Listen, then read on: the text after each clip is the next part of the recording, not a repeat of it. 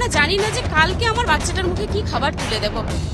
ভাবে বোঝাবো মেয়েকে যে আমার চাকরিটা আর নেই।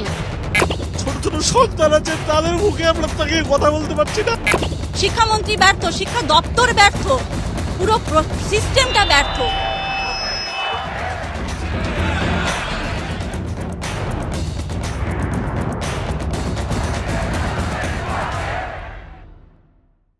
এই যে শহরের যে রাজপথ, যে রাস্তা, সেই রাস্তাতে তাদের এখন ঠিকানা, কিন্তু এই শিক্ষকরা যারা সমাজ গড়ার কারিগর, তাদের তো জায়গায় রাস্তা না, তাদের জায়গা বিশ্ববিদ্যালয়।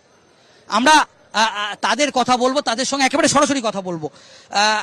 আমি বলছিলাম সমস্ত সংবাদ মাধ্যমে খবরে আছে, আমরা আপনার পরিবারের কথা জানতে চাইছি, আপনার মা বাবা, আপনার ফ্যামিলি, তারা কি বলছে এবং তাদের নিয়ে আপনারা কি, তারা যেটা জানতে চাইছে কি এই মুহূর্তে কি সিচুয়েশন? এই মুহূর্তে সিচুয়েশন আমাদের নতুন করে কি বলবো, কারণ আমরা তো আজকে একদম রাস্তায় বসে গেছি। আর শুধু আজকের ব্যাপারটা তো নয়, গত 3 তারিখ যেদিন আমাদের সুপ্রিম কোর্টের রায়টা বেরোলো প্যানেল বাতিল হওয়ার, তারপর থেকে আমাদের দিন রাত কিভাবে কাটছে আমরা জানি না। আর যদি পরিবারের কথা বলতে হয়, এই যে এখানে মানে আমি আছি, আমার পাশে আরো বাকি ম্যাডামরা আছেন, বিশেষ করে আমরা এখন যে এজটাতে বিলং করছি, আমাদের প্রত্যেকের ঘরেই কিন্তু দুধের শিশু রয়েছে। এই শিশুদেরকে রেখে আমরা অনেক দূর দূর থেকে, জলপাইগুড়ি, কোচবিহার, আমি নিজে কোচবিহার থেকে এসেছি। কোচবিহার তো রাজ্যের একটা প্রান্তের একটা ডিস্ট্রিক্ট, সেখান থেকে সেই দুধের শিশুগুলোকে বাড়িতে রেখে আমরা এখানে এসে রাস্তায় দিনরাত কাটাচ্ছি।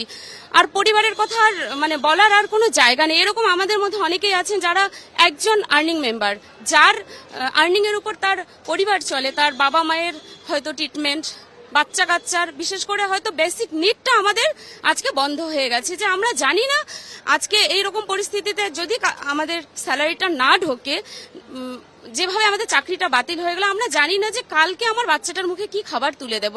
কেননা বেশিরভাগেরই পরিবার আমাদের এই আর্নিংটার উপর ডিপেন্ড করে। এবার এই কান্না তো শুধু আমার একার নয়, প্রত্যেকটা এখানে যারা যোগ্য, আমি অবশ্যই বারবার করে এটা মেনশন করতে চাই যে হ্যাঁ যোগ্য, কারণ কিছু সংখ্যক অযোগ্য বা দুর্নীতিগ্রস্ত আজকে চাকরিজীবীদের জন্য আজকে আমাদেরকে রাস্তায় বসতে হয়েছে। 2 দিন আগে যেদিন আমাদের একটা কর্মসূচি ছিল ডিআই অফিসে, সেই দিন তো সারা রাজ্য, সারা দেশবাসী দেখেছে যে কি করে শিক্ষককে লাঠিচার্জ করা হচ্ছে। সমাজে সবচেয়ে একটা নোবেল প্রফেশন সেটা হচ্ছে শিক্ষক, যে শিক্ষক হচ্ছে সমস্ত প্রফেশনের উপরে তাদের জায়গা। সেই শিক্ষককে পেটে লাথি তো আমাদের অনেক আগেই মারা হয়েছে, তার পিঠে লাঠিচার্জ করা হচ্ছে, লাথি মারা হচ্ছে। এইটা মানে আর কোনো ভাষা নেই। সত্যি আমরা আজকে ভাষাহীন হয়ে পড়েছি যে আমাদের আজকে কোথায় মানে পৌঁছে দেওয়া হয়েছে। আমাদের সত্যি আর বলার কিছু নেই। শুধু এইটুকু বলতে চাই যে আমরা যেভাবে পথে বসেছি, আজকে এত সংখ্যক যোগ্য টিচাররা চাকরি হারা হয়ে, এবং আমাদের নামে কোনো রকমের কোনো দোষ নেই, আমাদের বিরুদ্ধে কোনো এলিগেশন নেই, কোনো প্রমাণ নেই যে আমরা অযোগ্য বা দুর্নীতিগ্রস্ত। তা সত্ত্বেও আমরা বারবার আমাদের সমস্ত লিগ্যাল ডকুমেন্টস রয়েছে, আমরা স্টেপ বাই স্টেপ নোটিফিকেশন থেকে শুরু করে রিটেন এক্সাম, তারপর ভাইভা, তারপর কাউন্সেলিং, প্রত্যেকটা স্টেপ এবং প্রত্যেকটা স্টেপের জন্য যে লিগ্যাল ডকুমেন্টসগুলো দরকার আমাদের প্রত্যেকের কাছে কিন্তু সেই ডকুমেন্টসগুলো আছে। এবং আমরা অনেকবার সেভারেল টাইম আমরা কলকাতায় এসেছি, আমাদের ডিস্ট্রিক্টে গিয়েছি, অনেকবার আমরা ভেরিফিকেশনগুলো করিয়েছি। তারপরেও কিসের ভিত্তিতে জানি না, কিসের ভিত্তিতে আমাদের উপর এত অন্যায় করা হলো, আমাদের আজকে এরকম একটা রায় দিয়ে আমাদেরকে পথে বসতে হয়েছে। বাড়িতে আমার শ্বশুর শাশুড়ি, আমার একটা 4 বছরের মেয়ে আছে, তাকে রেখে এসেছি তাদের ভরসায়। গত 6 মাস আগে আমার বাবা মারা গেছে। আমার বয়স্কা মা বাড়িতে খুবই দুশ্চিন্তায় আছে ওনারা। আমাদের প্রতি এই যে অন্যায়, এই অবিচার আমাদের ফ্যামিলিকেও খুবই প্রভাবিত করছে। তারা খুবই দুশ্চিন্তায় আছে যে আমাদের এই রুজিটা থাকবে কি না, আমরা ভবিষ্যতে আমাদের এই সম্মানটা ফিরে পাবো কিনা। এখন যদি বলে যে আমরা প্যারা টিচার হয়ে সেই স্কুলে ফিরে যাব, সেটা আমাদের পক্ষে খুবই, আমাদের এই লেভেলটা থেকে আমাদের একটু নামিয়ে দেওয়া হলো। আমরা সে জায়গায় যেতে চাই না, আমরা সসম্মানে আমাদের জায়গায় ফিরতে চাই। সরকার চেষ্টা করুক যাতে সুপ্রিম কোর্টে বৈধ জিনিস দিয়ে, যোগ্য অযোগ্যদের সার্টিফাইড লিস্ট দিয়ে আর মিরর কপি দিয়ে আমাদেরকে যেন সেই জায়গায় আবার নিয়ে যায়। আমরা সসম্মানে আমাদের স্কুলে ফিরতে চাই। দিদিমণিরা আমাদের সবই বললো, আমরা নতুন করে কি বলবো? আমরা যে আজ ভুক্তভোগী সেটা সারা পশ্চিমবঙ্গ, সারা ভারতবর্ষের মানুষজন দেখছে। আমাদের যে অসহায় অবস্থা, আমরা আজ কলকাতার রাজপথে পড়ে আছি, আচার্য সদনের সামনে পড়ে আছি। অথচ আজ শুক্রবার অফিস ডে, আমাদের স্কুল যাওয়ার কথা ছিল। স্কুলে বাচ্চাদের পড়িয়ে, বাচ্চাদের শিক্ষা দিয়ে, বাচ্চাদের পরীক্ষা নিয়ে আমাদের বাড়ি ফেরার কথা ছিল। সেখানে বাচ্চারা স্কুলে আমাদের অপেক্ষা রয়েছে, স্যারেরা আসছেন না কেন, ক্লাস হচ্ছে না, আমরা স্কুলে এসে কি করব? সেক্ষেত্রে একটা চরম বিশৃঙ্খল অবস্থার মধ্যে পশ্চিমবঙ্গের শিক্ষা ব্যবস্থা পড়ে আছে। অথচ আমরা যারা যোগ্য চাকরিহারা, তারা আমরা কিছুই করতে পারছি না। আমরা যেন অসহায়। আমরা চাই এই অসহায় অবস্থা থেকে আমাদের মুক্তি ঘটুক। আমরা এই অবস্থার উত্তরণ চাই। রাজ্য সরকার, পশ্চিমবঙ্গ সরকার, পর্ষদ, এসএসসি সবাই সর্বত্রভাবে প্রচেষ্টা চালিয়ে আমাদের যোগ্য সম্মান আমাদেরকে ফিরিয়ে দেখ। কারণ আমরা কোনো অন্যায় করিনি। 17 রকমের যে দুর্নীতি উঠেছে প্যানেলের বিরুদ্ধে, সেই 17 রকম দুর্নীতির মধ্যে আমাদের কোনো নাম নেই। বাক কমিটি, সিবিআই সবার তদন্তের মধ্যে আমাদের কোনো নাম, কোনোভাবে আমরা দুর্নীতির সঙ্গে যুক্ত নেই। অথচ আমরা আজ ভুক্তভোগী। আমরা চাই না এরকম একটা পরিস্থিতির মধ্যে পড়ে থাকতে। আমরা জানি না সত্যি আজকে আমরা অপরাধী কিনা। আমরা আদালতের কাছে আমার প্রশ্ন, আমি জানি না হুজুর ধর্মাবতার আমার কি অপরাধ, আমি আজও বুঝতে পারলাম না আমি কেন অপরাধী হলাম, আমি কেন শাস্তি পেলাম। আমি চাই এই শাস্তি থেকে আপনারা যেভাবেই হোক আমাদের মুক্তি দেন, আমাদের সমস্ত সহকর্মীকে মুক্তি দেন। তার জন্য যা যা ব্যবস্থা দরকার সবই করতে হবে। সমস্ত ওএমআর এর মিরর কপি প্রকাশ করতে হবে। সমস্ত রকম বৈধ এবং অবৈধদের লিস্ট আলাদা করে সুপ্রিম কোর্টে রিভিউ পিটিশনের জন্য যথার্থভাবে প্রস্তুতি নিতে হবে। তবেই রিভিউ পিটিশনে যাওয়া উচিত। আমাদের আর এই বিশৃঙ্খল পরিস্থিতির মধ্যে আমরা থাকতে পারছি না। আমাদের বাড়িতে বাবা মা বৃদ্ধ, তারা চিন্তা করছেন, ছোট ছোট সন্তান আছে, তাদের মুখে আমরা তাকে কথা বলতে পারছি না। যে সমস্ত বাচ্চা আমাদের কথা বলতে পারে, তারা বলতেছে বাবা তোমার স্কুল নেই, তুমি স্কুল যাও না কেন? তাদের আমরা কৈফিয়ত দিতে পারি না, কারণ তারা এই বিষয়গুলো বোঝে না। আমরা চাই এই সমস্ত অবস্থার মুক্তি ঘটুক। স্কুলের বাচ্চারা যেমন আমাদের প্রতীক্ষা আছে, আমরাও তেমনি বাচ্চাদেরকে যেন পড়াতে পারি। এরকম একটা স্বাভাবিক পরিস্থিতি ফিরে আসুক, সেই পদ্ধতি বা উপায়ে রাজ্য সরকার, এসএসসি এবং পর্ষদ সবাই মিলে যেভাবে হোক সেই পন্থা অবলম্বন করুক এবং আমাদের এই বিপর্যস্ত অবস্থা থেকে আমাদের মুক্তি দিক। আমরা সবাই এটা চাই, এটাই আমাদের প্রার্থনা। এখন বলার আর কিছুই নেই। পরিবারের কথা আপনি জিজ্ঞেস করলেন, যদি আমার পরিবারের কথা বলেন, আমিও শিক্ষক পরিবার থেকে বিলং করি। আমার মা একজন শিক্ষিকা ছিলেন। ছোটবেলা থেকেই শিক্ষিকা হওয়ার আশা নিয়ে বড় হয়েছি, সেভাবেই পড়াশোনা। শিক্ষিকা হওয়ার পরে ভেবেছিলাম আমার স্বপ্ন পূরণ হয়েছে। এভাবে যে স্বপ্নটা এক নিমেষে ভেঙে যাবে 6 বছর চাকরি করার পর, আমি কিন্তু স্বপ্নেও ভাবিনি। আমার ছেলে আছে ছোট, তাকে রেখে এসেছি, আশা নিয়ে এসেছি। এই যে মিটিং হচ্ছে, যদি কিছু উপায় বের হয়, যদি আমরা বেঁচে যেতে পারি, এই আশাটা নিয়ে আমি প্রান্তিক জেলা আলিপুরদুয়ার থেকে ছুটে এসেছি। আমার বাচ্চাটা কাল রাতে ঘুমায়নি, আজও ফিরতে পারবো কিনা জানি না, আজ রাতেও হয়তো ঘুমাবে না আমাকে ছাড়া। একদম ছোট বাচ্চা। আর এই বাচ্চাটাকে আমি কি জবাব দেব বড় হলে, যে আমি একসময় চাকরি করতাম, আমার চাকরিটা চলে গেছে দুর্নীতির জন্য। অথচ যে 17 দফা দুর্নীতি হয়েছে তার কোনোটাই কি আমার বিপক্ষে প্রমাণিত হয়েছে? একদমই না। আমার কাছে আমার ওএমআর আছে, আমার কাছে যথেষ্ট প্রমাণ আছে। তারপরেও যে আমার চাকরিটা চলে গেল, এটা খুবই হতাশাজনক। আর এভাবে এটাও আমি বলতে চাই, এই যে আমাদের সহযোদ্ধারা সেদিন যেভাবে তাদেরকে প্রহার করা হলো, আজকে সত্যি এটা শিক্ষক সমাজের কাছে চরম লজ্জার। এটা আমরা কিছুতেই মেনে নিতে পারছি না। এই ঘটনাকে ধিক্কার জানাই। ওই যে ভিডিওগুলো আমরা দেখেছি, যেভাবে শিক্ষকদের প্রহার করা হয়েছে, ওগুলো দেখে কিন্তু আমাদের চোখের জল বাদ মানেনি। আমরা আজকে সত্যি মর্মাহত এবং আমাদের আজকে কোনো জায়গা নেই। রাজপথ ছাড়া আমাদের কোনো জায়গা নেই। আমরা জানি না আমরা কি করব। আমাদের যখন বেতন ঢুকবে না, আমাদের চাকরিটা চলে গেছে, তখন আমরা বেতনটা না ঢুকলে আমরা কি করব, কি খাবো, আমরা সত্যি জানি না। আমরা ভাবতেও পারি না যে আমাদের চাকরিটা আর নেই। 6 বছর করার পরে চাকরিটা চলে যাবে, আমরা স্বপ্নেও ভাবতে পারিনি। কি বলবো, নিজের অভাগার কথা আর কি বলবো। 2016 সালের প্যানেলে চাকরি পেয়েছি, তাই নিজেকে খুব অভাগ্য বলে মনে হচ্ছে, ভাগ্যবান বলে মনে হচ্ছে না। কারণ জবে থেকে এই প্যানেলে থেকে আমার বিরক্ত হয়েছে, একটার পর একটা কেস চলে যাচ্ছে। তার কারণ হলো সরকার প্রচুর পরিমাণে দুর্নীতি করেছে। কিছু অযোগ্য লোককে এখানে ঢুকিয়ে দিয়ে পুরো প্যানেলটাকে নষ্ট করে ফেলেছে। যারা যোগ্য তারা আজকে বঞ্চিত, তারা আজকে রাজপথে। আমার বাড়িতে আমার বাবা, বৃদ্ধ বাবা, সেই বাবার ওষুধ কিনতে গেলে আমাকে প্রত্যেক মাস 18 থেকে 20 হাজার টাকা লাগে।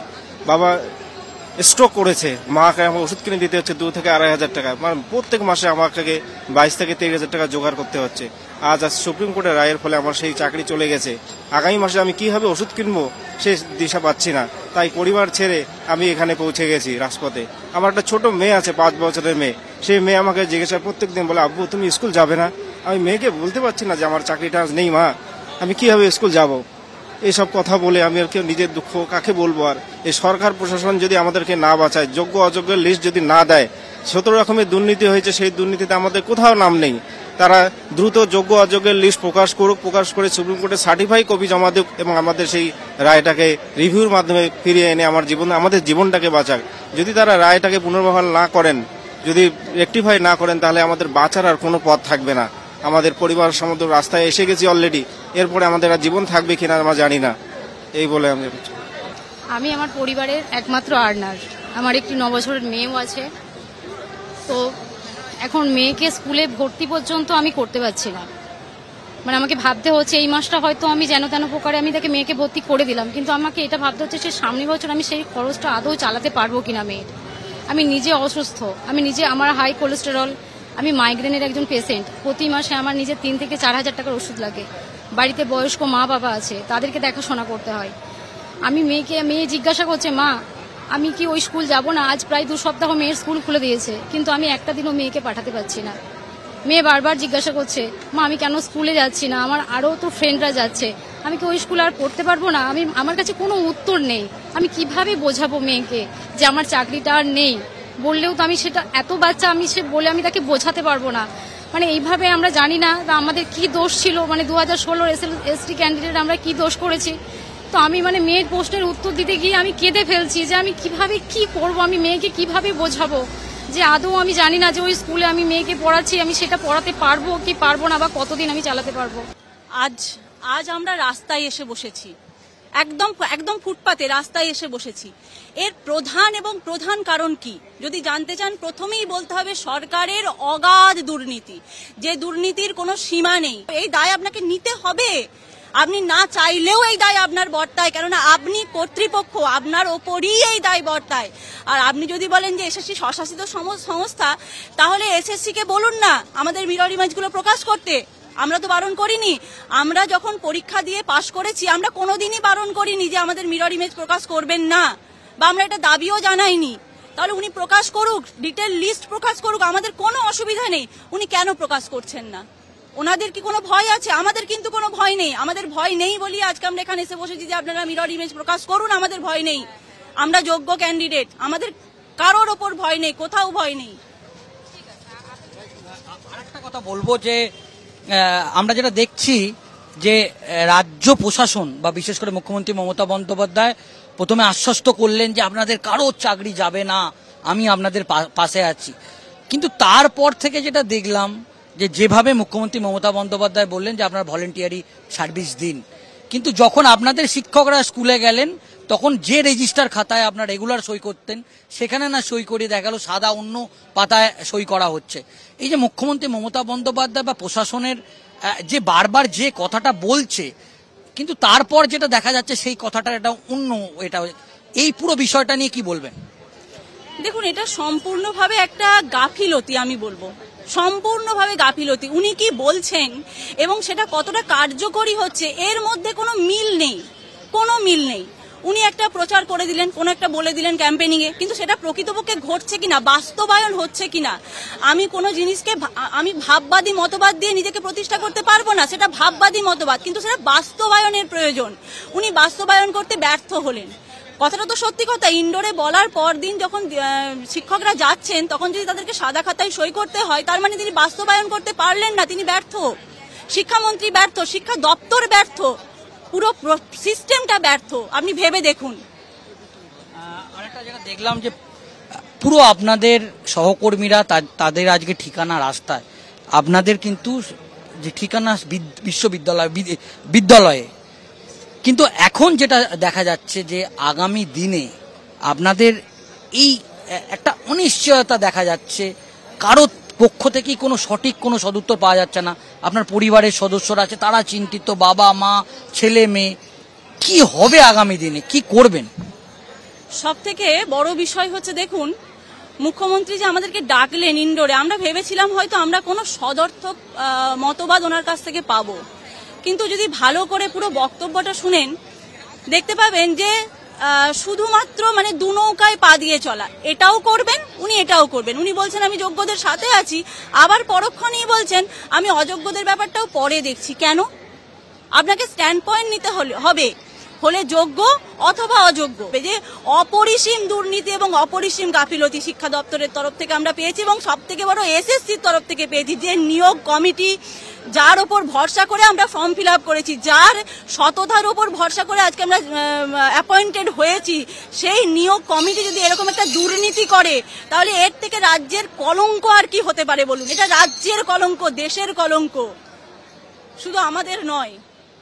একেবারেই আজতাক বাংলার জনতার রায়ে আজকে আমরা এসে পৌঁছেছিলাম সল্টলেকে আচার্য সদনের বাইরে, এবং এই রাজপথে আজকে শিক্ষকরা এসে দাঁড়িয়েছে, তাদের রাস্তা এখন এই রাজপথে। এখন দেখার বিষয়, তারা তাদের সঙ্গে কথা বলে আমরা যেটা বুঝলাম, তারা কিন্তু এখনো কোনো সঠিক দিশা তাদের কাছে নেই। তাদের জীবনে এখন কেবল শুধু অনিশ্চিত অনিশ্চিত অনিশ্চিত। আমরা সবাই চাই, গোটা রাজ্যের মানুষ চায়, সমাজের সব স্তরের মানুষ চায় যে এই 26,000 যে শিক্ষকের যাদের চাকরি বাতিল হয়েছে, তাদের জন্যে রাজ্য প্রশাসন, রাজ্য সরকার কোনো সুষ্ঠু কোনো সমাধান বেরিয়ে আসুক, তারা আবার নতুন করে কাজে ফিরে যাক। এটা সমাজের সব স্তরের মানুষও চায়। এখন দেখার বিষয় যে কত তাড়াতাড়ি তাদের এই অনিশ্চয়তার জীবন কেটে শহরের রাজপথে ছেড়ে তারা ফের আবার নতুন করে সমাজ গড়ার কারিগর এই শিক্ষকরা ফের তারা আমাদের বাড়ির ছোট ছোট শিশু বাচ্চাদের পড়ানোর জন্য স্কুলে ফিরে যায়, সেদিকেই আমরা তাকিয়ে থাকব। সল্টলেক থেকে ক্যামেরায় শ্যামসুন্দর ঘোষের সঙ্গে সুজয় ঘোষ, আজ তাক বাংলা, কলকাতা।